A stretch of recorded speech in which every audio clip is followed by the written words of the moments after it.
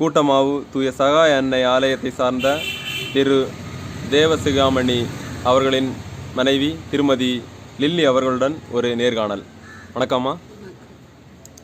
உங்களை பற்றியும் உங்கள் குடும்பத்தை பற்றியும் சிறிது விளக்கமாக சொல்லுங்களேன். நான் பிறந்தேன். அம்மையும் அப்பாயும் உண்டு. பிறகு 2 அண்ணனும் ஒரு அக்கானும் நானும் 4 பேரும் தான் உண்டு. எனக்கு சொந்த ஊர் நட்டாலம். எனக்கு 2 அண்ணனும் ஒரு அக்காலும் நானும். கல்யாணம் கழிஞ்சு 55 வருஷம் ஆச்சு. 3 பிள்ளைகள் உண்டு. 6 வருஷம் கழிஞ்ச பிறகு தான் பிள்ளை பிறந்தது. மூத்த மகா இங்கே தான் இருக்கா கூட்டமாவில். 2வது உள்ளவா வடக்கங்குளம். 3வது யாரும் மணாளக்குறிச்சி. மூத்த மகளுக்கு 2 பிள்ளைகள் உண்டு. அவர் இறந்து போனார். மருமகன் இறந்து போனார்.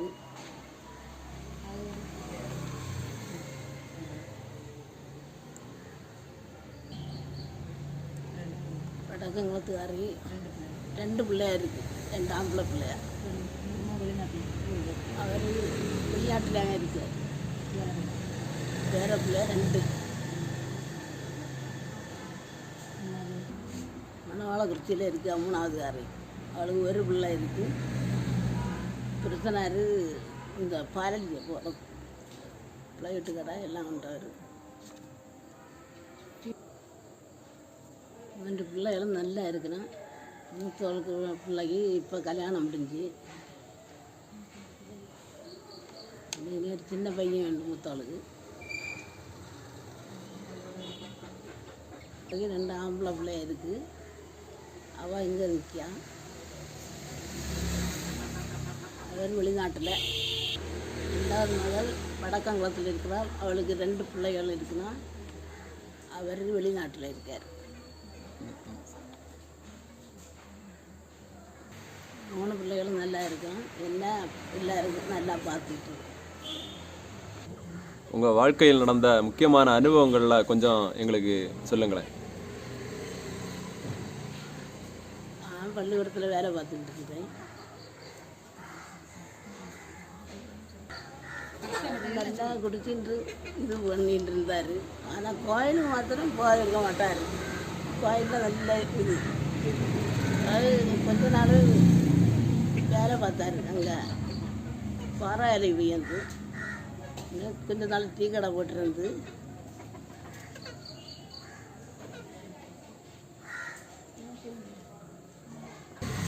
டீ கடை போட்டிருந்த சமயம் நான் தான் எல்லா வேலையும் செய்வேன். நேற்று சாயம் மாத்திரம் அடிச்சுக்கிட்டு இருக்கணும். இந்த வேலை அடுக்கலையில் வேலை எல்லாம் அரிசி ஆட்டுக்கிறது எல்லாம் விரலில் போட்டு தானே எல்லாம் செய்வேன். மத்தியானம் வீட்டில் வந்து சமையல் வேலையை பார்ப்பேன். இன்னும் சாயங்காலம் டீ கடை போட்டால் எல்லாருமே அதுக்கு பலகாரங்க எல்லாம் போடுவேன். அம்மா உங்களை பற்றி சொன்னாங்க. இனி அம்மாவை பற்றி நீங்கள் கொஞ்சம் சொல்லுங்களேன். அம்மா ரொம்ப கஷ்டப்பட்டாங்க. அப்படி தானே நட்டாளத்தில் கல்யாணம் பண்ணி வந்து அவங்க கூட்ட குடும்பமாக இருந்தாங்க. இருந்தவரை தனியாக அடுத்தது எங்களுக்கு ஒரு ரேஷன் கடை இருந்தது. அது ஒரு 45 வருஷம் இதிலே தான் இருந்துச்சு ரேஷன் கடை. அப்போ அதில் இருந்து அரிசி அந்த தட்டுப்பாடு அப்படி ஒன்றும் இல்லை. எங்களுக்கு நல்ல அந்த அரிசி வாங்கி எங்களுக்கு நல்ல சாப்பாடெல்லாம் தருவாங்க. அடுத்தது ஆனால் எங்கள் அப்பா ரொம்ப குடிங்கன்னா சாதாரண குடி இல்லை. அப்பா எங்களுக்கு ஒரு நிமிஷம் கூட இந்த படிக்க நேரத்துலேயும் சரி படிக்கவே விட மாட்டாங்க. புக்குகளை எடுத்து தூர பொடியதும் அப்படி ரொம்ப கஷ்டப்படுத்தினாங்க. எங்களுக்கு அதெல்லாம் நினச்சி பார்க்கும்போது ரொம்ப சங்கடமாக இருக்கு. அதான் நான் என் தங்கச்சி 2வது காரி பிறந்து 3வது தங்கச்சி பிறந்த பிறகு அது ரொம்ப கொடி. அப்படின்னா 3வது பொம்பளை பிள்ளை அப்படின்னு சொல்லிட்டு அந்த இதோ எல்லாம் தெரியாது. எங்களுக்கு அந்த கல்வலை கூட எங்கே இருக்குன்னு தெரியாது. எங்கள் அப்பா எங்களை அடிச்சு வரட்டிட்டு ஆஸ்பத்திரிக்கு போங்கன்னு சொல்லிட்டு அப்போ இவ 3வது பிள்ளை பிறந்துருக்கு அது நேரம். அப்போ எங்களை வழியில் ஒருத்தவங்க கூப்பிட்டு தான் எங்களை கூட்டி எங்கள் வச்சுருந்தாங்க. இனி அடுத்தது அவங்க அம்மா வந்த பிறகு விடலான்னு சொல்லிட்டு பிறகு யாரோ விளையாட்டு எங்களை ஆஸ்பத்திரியில் விட்டுட்டாங்க. நாங்கள் திருப்பி வரவே இல்லை. நானும் தங்கச்சியும் இங்கே தான் இருப்போம் சொல்லிட்டு அப்பா எங்களை ரொம்ப அடித்து இது பண்ணதுனால ரொம்ப கஷ்டம். அதே பிறகு இருந்தாலும் எங்கள் அப்பா எனக்கு தெரியுமா கொஞ்சம் நல்ல பக்தின்னு சொன்னால் இந்த ப்ரேயர் பண்ணியது, அடுத்த பிறருக்கு உதவி செய்யறது, அதெல்லாம் எங்கள் அப்பாவுக்கு ரொம்ப இது உண்டு. அந்த இது பழக்கம் தான் எங்களுக்கு எல்லாம் உண்டு. ஆனால் இந்த ரோட்டில் இந்த வாய் பேச முடியாது இந்த பைத்தியங்கள் அப்படியெல்லாம் ஒரு மாதிரி அவங்க எல்லாம் போவாங்க ஃபாதர். அவங்க என்ன அந்த நேரம் என்ன செய்வாங்க, அவங்களுக்கு சாப்பிடவே முடியாது. அப்படிப்பட்ட நிலைமையில தான் அவங்க ரோட்டில் போவாங்க. அவங்கள அப்படியே பிடிச்சி இழுத்து கொண்டு உட்கார வைப்பாங்க. உட்கார வச்சு எங்கள் வீட்டில் சமைச்சு வச்சுருக்காங்க. இந்த சாப்பாடு அப்படியே பானையோட கொண்டு தூக்கி வச்சுருவாங்க. தூக்கி வச்சு அவங்க சாப்பிட முடியாது, அப்படியே வாரி அப்படி கொடுப்பாங்க அந்த ஆட்களுக்கு. எண்ணெய் எல்லாம் சமைச்சு வச்சுருக்க எல்லாம் அப்படியே தூக்கி வச்சுருவாங்க பானையோட. அது சோறா இருந்தாலும் சரி, எந்த மீன் குழம்பு எல்லாம் அப்படியே இருக்கும். அப்படி அடுத்தது இலையெல்லாம் வெட்டி போட்டு அப்படி வாரி அப்படியே கொடுப்பாங்க. அவங்க துப்பிட்டே இருப்பாங்க, இப்படியே கொடுத்துட்டே இருப்பாங்க. அடுத்து எங்கள் அம்மா சொல்லிட்டு இருப்பாங்க, சரி இந்த பிள்ளைகளுக்கு அவிச்சு வச்சா இதை கூட வாரி அந்த பிள்ளைகளுக்கு கொடுக்க முடியாமல் இப்படி பண்ணி போட்டாங்களே அப்படியெல்லாம் நிறைய பேசுவாங்க. அதுக்கு பிறகு நிறைய அரசியல் கதைகள் எல்லாம் அப்போ சொல்லுவாங்க. அடுத்தவங்களுக்கு நம்ம எவ்வளோ செய்யமோ அது நமக்கு தான் கிடைக்கும். அடுத்த ஒரு ஆளுக்கு நம்மளால் ஓத்திரம் செய்ய உபகாரம் செய்ய இப்படி செய்யல, உபகாரம் செய்ய முடியாமல் இருந்தால் ஓத்திரம் செய்யக்கூடாது, இப்படி இந்த இதை சொல்லுவாங்க. அடுத்தது நாங்கள் என்ன வந்து இந்த கோயிலுக்கு போக டெய்லி கோயிலுக்கு போயிடணும். பூசை இருந்தால் புதன்கிழமை வெள்ளிக்கிழமை அந்த இது. அப்புறம் நாங்கள் என்ன செய்வோம், எங்கள் அப்பா குடிச்சிட்டு வரதை கண்டு நாங்கள் என்ன செய்வோம், இந்த சைடில் ஒதுங்கி நிற்போம். ஒதுங்கி ஜெபம் அப்படி நிற்போம். எங்கள் அப்பா எங்களை பிடிச்சி இழுத்து நடுவாசலில் கொண்டு வந்துடும். எங்களுக்கு பயமாக இருக்கான், இப்படியெல்லாம் பண்ணியாங்களே அப்படின்னு சொல்லிட்டு. அப்பாயை கண்டு பயந்து தான் நாங்கள் ஒதுங்கி நிற்போம். எங்கள் 3 நேரம் பிடிச்சி நடுவாசலில் பக்கத்தில் கொண்டு வந்துடுவார். பிடிச்சிட்டு நேர் நடுவாசலில் உட்காந்துருக்கோம் எங்கள் அப்பா. அதை பிறகு இந்த நைட்டு 11 மணி 12 மணி குடிச்சிட்டு வந்து எங்களை என்ன செய்வாங்க, நாங்கள் நல்லா தூங்கிட்டு இருப்போம். எங்களை தூக்கி இந்த கல்லறை வலை கூட்டிட்டு போயிடுவாங்க. இந்த முழுத்திரி எல்லாம் வாங்கிட்டு கல்லறை வலை கொண்டு போயிடுவாங்க. கொண்டு போய் அடுத்து எல்லாருக்கும் அவங்க அப்பா அம்மா எல்லாம் முழுத்திரி கொளுத்தி வச்சு எங்களை அதிலே படுக்க வச்சுருவாங்க. படுக்க வச்சுட்டு அடுத்தது 2-3 நாளில் என்ன நாங்கள் ஓடிட்டோம். அப்போ மட்டும் அது காலையில் வந்து கேட்பாங்க, அந்த பிள்ளைங்களை வந்துச்சா, குட்டிகளை வந்துச்சுதா அப்படின்னு சொல்லிட்டு அப்படி நிறைய இது பண்ணிட்டு இருந்தாங்க. அப்புறம் கடைசியில் எனக்கு கல்யாணத்துக்கு கொஞ்சம் முன்னாலையெல்லாம் குடியெல்லாம் நிப்பாட்டிட்டாங்க. டீ கடை தான் ஃபுல்லாகவே. அப்புறம் பாறைக்கு வேலைக்கு போவாங்க. அப்புறம் நிப்பாட்டி அதுக்கு பிறகு அப்பாவுக்கு ஒரு ஆக்சிடெண்ட் ஆச்சுது. இந்த பாறாங்கல் இருக்குல்ல, பாறாங்கல் இந்த அலைவாங்க இதை வச்சு குறுக்க எண்ணெய் வச்சு கட்டிட்டு வந்திருந்தாங்கள, ஒரு டிம்போகாரனை தட்டி அப்படி விழுந்துச்சாங்க. அதில் ஒரு இதாகி அப்பா இது பண்ணி அதுலேருந்து கொஞ்சம் குடியெல்லாம் விட்டுட்டாங்க. பிறகு குடி இல்லாமல் இருந்தால் எங்கள் அப்பா நல்லா சந்தோஷமா இருக்கு. எங்களுக்கு எப்போவுமே சோறெல்லாம் வாரி ஒவ்வொரு உருண்டை அப்படியே ஊட்டி தருவாங்க. அது தனித்தனியாக அப்படியே வச்சுருப்பாங்க ஒவ்வொரு உருண்டை. அது எல்லாரும் கண்டிப்பாக சாப்பிடாட்டா விட மாட்டாங்க அப்படின்னு சொல்லிட்டு. அதே பிறகு இன்னும் அப்பாவுக்கு வேறு என்ன ஒரு குணம் வந்துன்னா, இந்த வருஷம் தோறும் இந்த பாவங்களுக்கு கொடுக்காது. அது இங்கே ஏட்டேன்னு சொல்ல மாட்டாங்க. முளமுட்டு கோயிலில் இருந்து இந்த ஓதேசியார் அப்படியே 4-5 சின்ன பாவப்பட்ட அவங்க எல்லாம் உண்டு. அவங்களெல்லாம் கூட்டிகிட்டு வந்துடுவாங்க. முந்தின நாள் நைட்டே சொல்லுவாங்க, நாளைக்கு நம்ம வீட்டில் சாப்பாடு கொடுக்கணும் அப்படின்னு சொல்லிட்டு எல்லாருக்கும் சாப்பாடு கொடுத்துட்டு அதுக்கப்புறம் என்ன தண்ணியை அவங்க எடுத்து கழுவக்கூடாது, நம்மளே விட்டு கொடுக்கணும். அப்படிப்பட்ட இதெல்லாம் உண்டு. அதுக்கப்புறம் அப்படியெல்லாம் செய்வாங்க. அடுத்தது எல்லாருக்கும் காசெல்லாம் கொடுப்பாங்க. அதே பிறகு கோயிலுக்கு காலையில் எழும்பி எங்களை அனுப்பி விட்டுட்டு என்ன பண்ணுவாங்கன்னு தெரியுமா, இந்த காணிக்கை போடாது அது கேட்டு வாங்க கண்டிப்பாக வேண்டிட்டு தான் போகணும். காணிக்கை கண்டிப்பாக போடணும். அந்த ஒரு போனோம். அதே பிறகு நீங்கள் உங்கள் அப்பாவை பற்றி நல்லா நிறைய விஷயங்கள் சொன்னீங்க. உங்கள் அம்மாவும் நல்லா கஷ்டப்பட்டுருப்பாங்க எல்லாம், அவங்கள பற்றியும் கொஞ்சம் சொல்லுங்களேன். எங்கள் அம்மா அப்படின்னா அந்த நேரத்தில் அந்த தோசை சுட்டு இருக்கும்போதெல்லாம் சில டைமில் எல்லாம் எங்கள் அப்பா குடிச்சிட்டு சில நிறைய அடியெல்லாம் கொடுத்துருக்காங்க. அதையெல்லாம் நல்லா தாங்கியிருப்பாங்க. ஆனால் எங்களை எப்படி அந்த பிள்ளைகளை எப்படியும் வளர்த்து ஆளாக்கணுமே அப்படின்னு சொல்லிட்டு எப்போவுமே. ஆனால் எங்களை எல்லாம் ஒருக்கா எங்கள் அப்பா அடித்து கூட்டிகிட்டு போயிட்டாங்க. அடித்து போட்டு அந்த எங்கள் அம்மா சொன்னாங்க, நமக்கு 3 நேரம் விழுந்து செத்துருவோம் அப்படி 4 நேரமாக எங்களை கொண்டு போயாச்சு. எங்கள் அந்த குளத்துக்கு பக்கத்தில் கொண்டு போயாச்சு எல்லோரும். ஆமாம் பயந்து. அடுத்தது ஆனாலும் இருந்த ஆட்கள் எல்லாம் சொன்னாங்க, இப்படி கொண்டு போயாச்சு. எல்லாரும் தேடி எங்கள் பெரியப்பா வீட்டில் அண்ணன் எல்லாரும் தேடிட்டாங்க. இங்கே உண்மையாட்டே குளத்தில் விழுந்து எல்லாரும் 4 பேரும் செத்துருப்பாங்க அப்படின்னு சொல்லிட்டு அந்த சூழ்நிலையிலாம் இருந்தாலும் எங்கள் அம்மா எங்களை சாக வைக்கல. அவங்க அண்ணன் வீட்டுக்கு நட்டாளத்தையே கூட்டிகிட்டு போயிட்டாங்க. 4 பேரையும் கூட்டிகிட்டு போய் அவங்க இந்த இந்த பிள்ளைகளை எப்படியே வளர்த்து ஆளாக்கி நான் இது பண்ணுவேன் அப்படின்னு சொல்லிட்டு கடவுளுக்கு கரத்தில் என்ன ஆனாலும் பரவாயில்ல அவங்களே பார்த்துக்கிட்டு அப்படியே மாதாவுக்கு மேலே நல்ல பக்தி உண்டு. டெய்லி ஜெபம் உண்டு. எந்த இதுலேயும் எங்களுக்கு இன்னையும் அப்படி தான். அந்த ஜெபம் தான் எங்களுக்கு ஒரு இது. டெய்லி ஜெபம் செய்து பிறகு அப்பா எப்படி இது பண்ணுவாங்களோ அதே போல் அவங்கள நல்ல ஜெபம் செய்யணும்னு சொல்லிட்டு இன்றைக்கும் சாப்பிட்டு முடிச்சாலும் சரி, சாப்பிட்டு முன்னாலே எங்களுக்கு ஜெபம் பண்ணிட்டு தான். அதனால் அவங்களுக்கு ஜெபம் எங்களுக்கு ஒரு பெரிய இது. அவங்க எங்களையும் இன்னைக்கு உயிரோட இருக்குங்கன்னு சொன்னால் இந்த அன்னைக்கு அந்த குளத்துல எல்லாம் விழுந்து இது பண்ணியிருக்கலாம். ஆனால் எங்களை அப்படி விடலை, எங்களை நல்ல முறையில் காப்பாற்றி 3 பேருக்கும் ஒவ்வொரு இது அமைச்சு கொடுத்தாங்க வாழ்க்கையில். அது ஒரு மறக்க முடியாது. எங்கள் அம்மாவுக்கு ஒரு இதுதான். அவங்க அந்த சோதனையிலேருந்து மீண்டும் அந்த பிள்ளைகளோட இப்படி இருக்கணும் அப்படின்னு சொல்லிட்டு நீங்கள் அது ஒரு சின்ன ஒரு யாருக்கு உடம்பு சரியில்லாமல் இருந்தாலும் சரி உடனே வேண்டிடுவாங்க மாவேச்சா அப்படின்னு சொல்லிட்டு. அது எங்களுக்கே தெரியாது. அது எனக்கு ஒருக்கா இது குளிப்பாட்டி அவனை ஒரு 8ஆம் மாதம் 9ஆம் மாதம் படுக்க வச்சிருக்கு. அவன் எங்களுக்கு அந்த இது ஆண் பிள்ளை 3 பேரும் நாங்கள் பொம்பளை இல்லை. அது எங்களுக்கு ஒரு ஆம்பளை ஒரு ரொம்ப சந்தோஷம் எங்கள் அம்மாவுக்கு. எனக்கு மகளுக்கு ஒரு ஆம்பளை கிடச்சிது அப்படின்னு சொல்லிட்டு. அப்போ அந்த நேரத்தில் அவனை இந்த உடம்பு சரியில்லாமல் உடம்பு நல்லா இருந்து குளிப்பாட்டி படுக்க வச்சிருந்த நேரத்தில் அவனுக்கு திடீர்னு ஒரு மாதிரி வாயிலேருந்து நிறைய வந்துச்சு. அப்போ நாங்கள் எல்லாம் முன்னால் தான் உட்காந்துருக்கோம். எங்கள் அப்பா மட்டும்தான் உள்ளே வந்து பார்த்துட்டு இருக்காங்க. பார்த்ததுலே ரொம்ப சத்தம் போட்டு இந்த இது வாயிலேருந்து நிறைய வந்துச்சு. அப்போ உடனே நாங்கள் என்ன நினைச்சோம், எங்கள் அம்மா ரோட்டில் போன வண்டி இலையில நிப்பாட்டி உடனே அந்த வண்டியில் ஏற்றி ஒரு லாரியில் ஏற்றி அவனை கொண்டு போயாச்சு. அடுத்தது அந்த நேரம் எங்கள் அம்மா ரொம்ப கஷ்டப்பட்டாங்க. அந்த வேண்டினாங்க மாதாட்ட, எனக்கு அது அப்படி செய்தால் நான் காணிக்கை செலுத்துவேன் அப்படின்னு சொல்லிட்டு. எப்போவுமே எந்த ஒரு சின்ன உதவி செஞ்சாலும் சின்ன ஒரு இது நல்லது நடந்தாலும் ஒரு வேண்டுதல் வச்சுருப்பாங்க. அப்போ அது ஒரு இது அவங்களுக்கு உடனே அவங்க ஒரு 2-3 நாளையில் அவங்க நல்ல சரியாயிடுச்சு. அதே போல் அடுத்தது என்ன மகளுக்கு அந்த அவள் 6 வயசு இருக்கும். அப்போ அவளுக்கு லேசாக காய்ச்சல் தான். அழகிமண்டம் ஆஸ்பத்திரியில் கொண்டு போயிருக்கு. அவளுக்கு பயங்கரமான வெட்டெல்லாம் வந்துச்சு. அது ரொம்ப பிளம்ப தொடங்கிட்டான். அந்த ஸ்கூலில் சொன்ன இதெல்லாம் அப்படியே சொல்கிறா, இது டீச்சர் என்னை பாடிப்பாங்க அப்படி இப்படின்னு சொல்லிட்டு இருந்தா. அப்பமா எங்கள் அம்மாவுக்கு ரொம்ப கஷ்டம் ஆகிப்போச்சு. இந்த பிள்ளை இப்படி ஆகிப்போச்சு அப்படின்னு சொல்லிட்டு அப்பமா அதில் ஒரு வேண்டுதல். அப்போ உடனே பைசா எல்லாம் முடிச்சு அப்படி வச்சுருப்பாங்க நினச்சி. அடுத்து சில நாங்கள் பைசா இல்லாத நேரத்தில் எல்லாம் இப்படியெல்லாம் இப்படி செய்யாங்களே அப்படின்னு சொல்லி சில ஒரு 2-3 நாளையில் சொல்லியிருக்கேன்.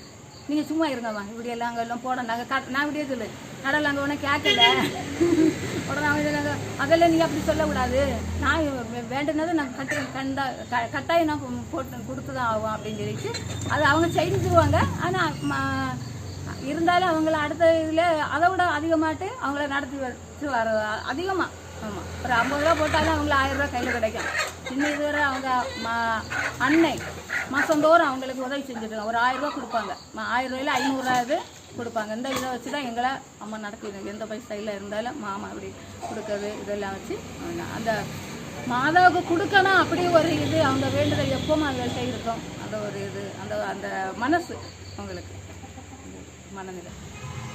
என் மகளுக்கு அந்த சென்னையில் ஸ்கூலில் படிச்சுருந்தா ஒரு கோர்ஸ் படிச்சுட்டு இருந்தா. அப்போது இவளுக்கு இந்த கம்ப்யூட்டர் கொடுக்கணும்னு சொல்லியிருந்தா. அப்போ என்ன செஞ்சா அவங்க டிசி எல்லாம் வாங்கிட்டு இங்கே வந்துருந்து டிசியை வாங்கிட்டு கொண்டு வந்தா. அப்போ கம்ப்யூட்டர் வாங்கிக்கிட்டு நான் போகிறேன். கம்ப்யூட்டர் வாங்கிட்டு அந்த டிசி எல்லாம் வாங்கிட்டு நான் ஒரு கையில் வச்சுட்டே வரேன். அப்போ நார்வேலேருந்து பஸ் ஏறியாச்சு.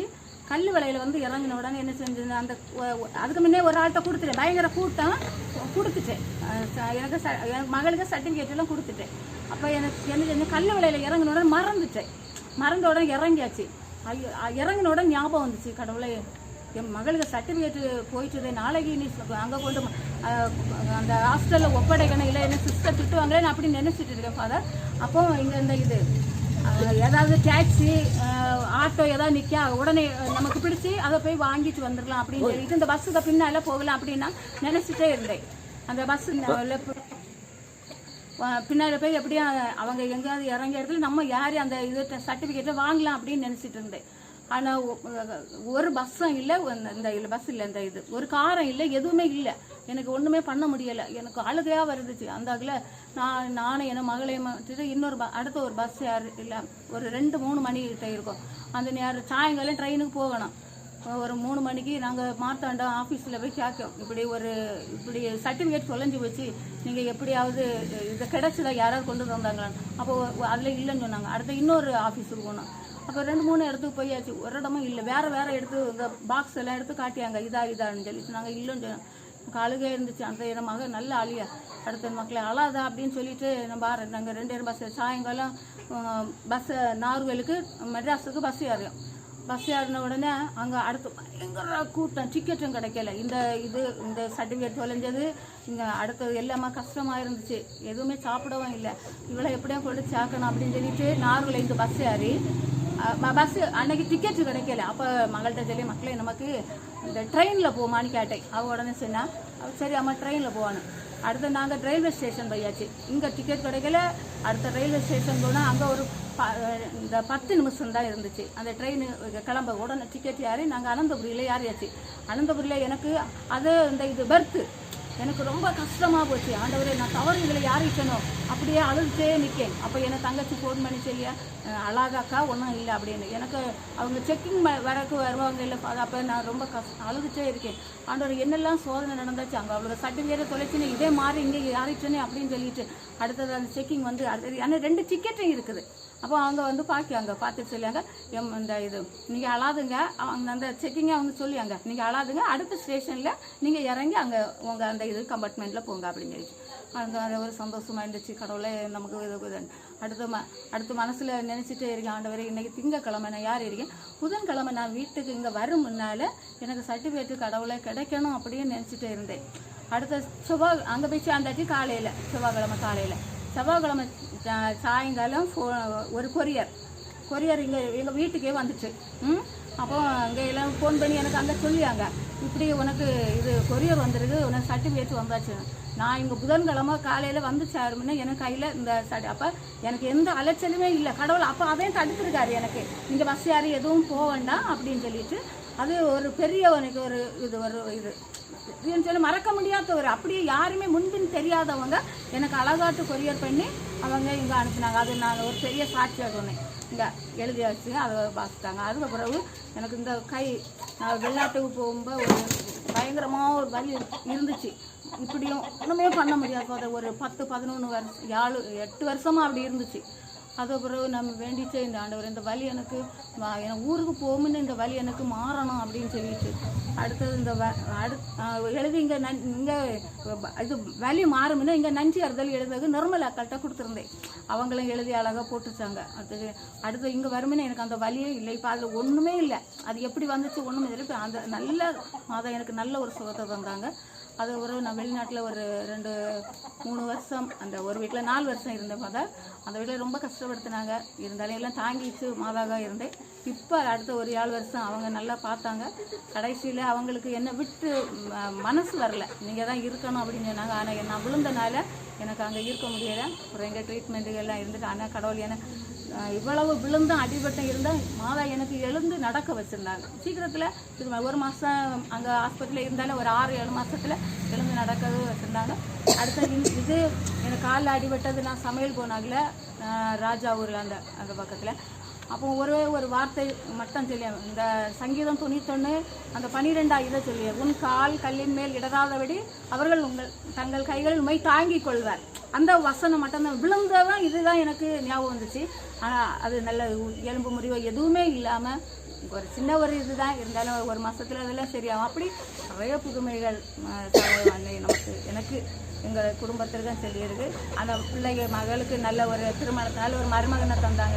நாங்கள் கஷ்டப்பட்டாலும் பார்த்தா எனக்கு நல்ல ஒரு மருமகனை தந்தாங்க. சந்தோஷமாக இருக்காங்க. என் மகனை நல்ல ஒரு இருக்காங்க, நல்ல வேலை செய்வாங்க. கடவுளையும் அது செய்யலாம் நிறைய பண்ணிட்டாங்க. அது ஒரு பேச்சு. உங்கள் வாழ்க்கை அனுபவங்களை அம்மாவும் மகளும் சிறப்பாக எங்களுக்கு பகிர்ந்து கொண்டீங்க. 2 பேருக்கும் நன்றி.